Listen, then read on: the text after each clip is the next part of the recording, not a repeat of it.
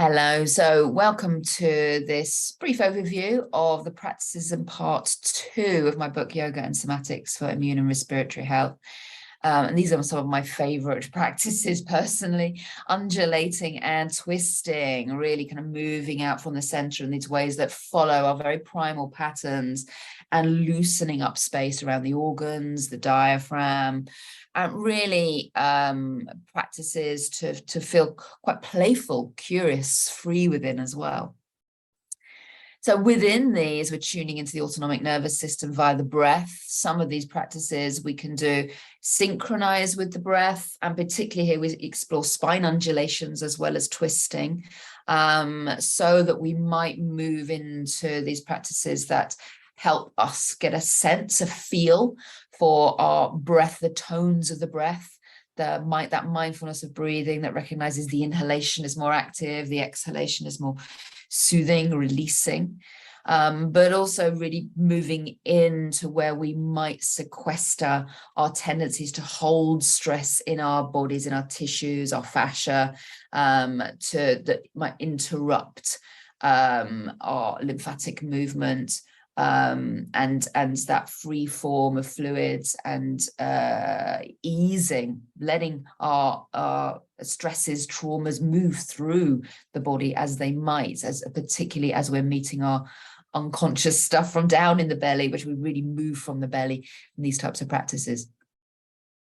So the ventral and the dorsal is what we're really looking to feel throughout the breath in these rhythm of spine undulations that are explored here, but also, follow the practices throughout the book.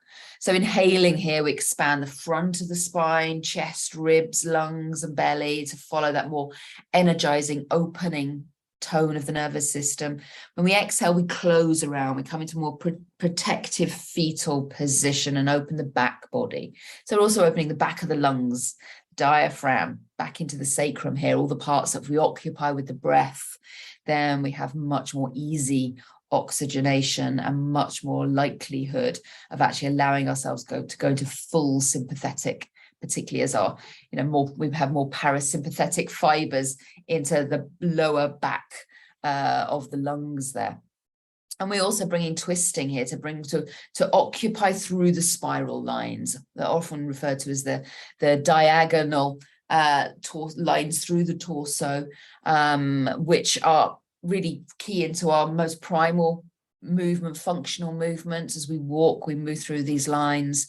And when we become braced into the center with trauma patterns, for instance, freeing through these lines helps us to start to expand out from the center. And that really is absolutely key for immune and respiratory health.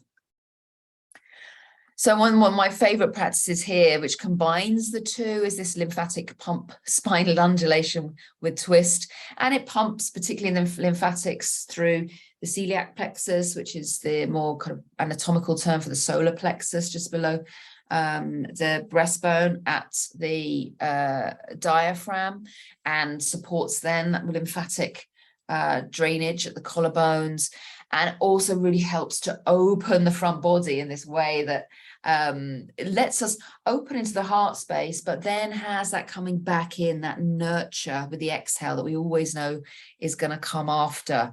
So that also encourages us to come out of these patterns that are quite hunched, that a lot of modern postural habits can be quite hunched over, looking at technology or patterns of shame or trauma. So to reopen this space up here, to be able to breathe fully into the top of the chest, pumping that out, having that kind of fluidity is within the spine, within those, within the rib cage, as well as helps unravel patterns and a whole bunch of things rippling out from the center, opening up things like neurovascular channels, supporting healthy digestion, and creating slide and glide through the fascia for fluidity, adaptation, and responsiveness. So all that really supportive for helping to reduce inflammation or to prevent inflammatory tendencies when we're meeting the usual stresses of just simply being in the modern world. So here's examples of other practices within this second part. So much kind of reaching out from the belly, twisting around, and explorative practices that follow our primal forms. And again, they're quite close to the ground, but they're starting to have a relationship coming up, and the relationship with our seat and feet on the ground. So very much have that grounding, knowing where we are, fostering safety that way woven throughout them. And the subtle practices there come into things that we can notice, have a direct relationship with breathing for regulation. So a moon piercing breath, Chandra, moon, cooling practice to reduce sympathetic dominance, being caught in fight or flight, which of course is the opposite of a Surya, sun, heating breath.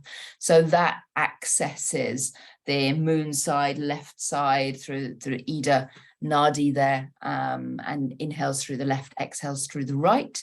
And then we come to coherent breathing as well, which has been a practice which has a lovely body of research behind it to support a rhythmic manner of breathing that allows the nervous system to restore, rest, come to rebalance, and regulate the autonomic nervous system.